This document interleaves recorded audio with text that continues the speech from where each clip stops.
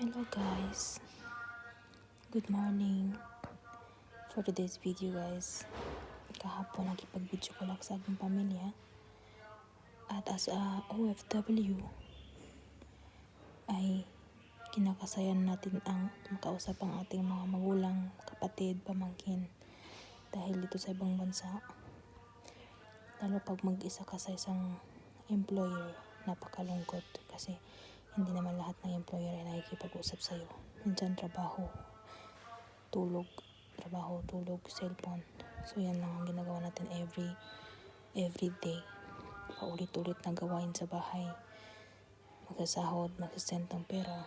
So napakalungkot talaga dito. Minsan pag may sakit ka, walang mag-aalaga sa'yo.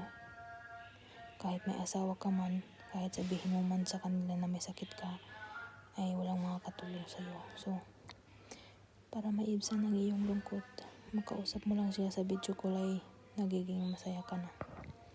So guys, sana ay ma-appreciate nyo kami ditong mga OFW sa may pamilyang or sa mga may kamag-anak na OFW dyan. Sana lagi nyo silang kumustahin dahil ang kanilang kasayahan ay ang inyong present. So sana ay maintindihan nyo rin ang inyong mga kamag-anak sa ibang bansa.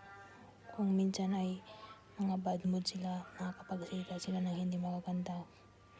Kasi minsan doon lang din nila nilalabas ang kanilang hinaing sa mga amo.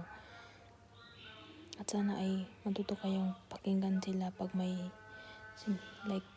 kung galit man sila sa mga amo at kayo lang ang mapaglalabasan ng sama ng loob. Sana ay may patient kayo na pakikinig sa kanila para hindi ma-stress ang inyong mga kamag-anak dito sa ibang bansa.